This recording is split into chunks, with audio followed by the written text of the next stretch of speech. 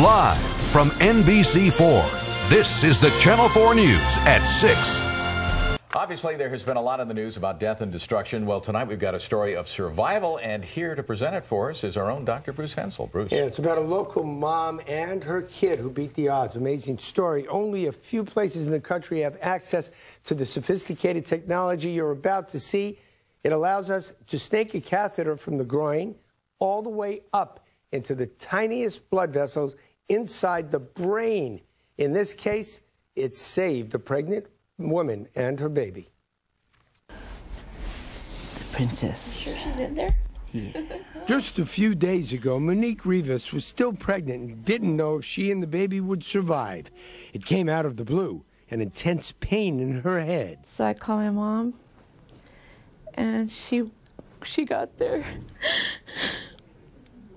And she picked me up, and we went to the hospital. I told her, you have to take me, something's wrong. The CAT scan showed a brain aneurysm in the left side of the brain.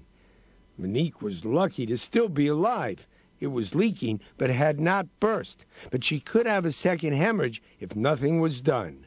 So if you couldn't fix this from the inside, you could see that what you'd have to do is create a big hole right here, basically through the skull, where you'd have to take out all of that bone, expose the brain, and then get to the aneurysm.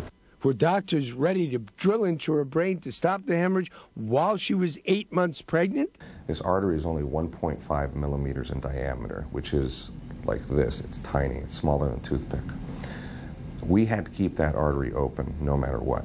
We could not let the coils back up into that artery and cause a blockage, because if we did, Monique would never be able to speak again. Luckily, the FDA just approved a new device a couple of months ago that allows doctors to do a minimally invasive procedure instead. Super small balloons were made available that we never had before that can go farther and go into smaller arteries in the brain. But it's new, and it has risks. Monique had only a 50-50 chance of survival. At that point, you get scared, and then you start calling family and letting them know. After the procedure, Monique was surprised when she woke up. I saw him, and I asked him, am I still alive? And he's like, yeah, you're still alive.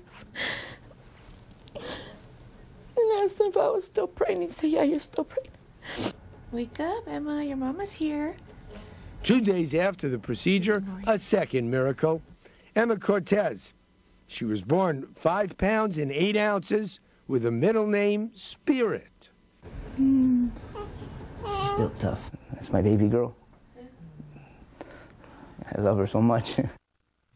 Great way to start the new year. A lot of places don't have this technique. Luckily, LA does.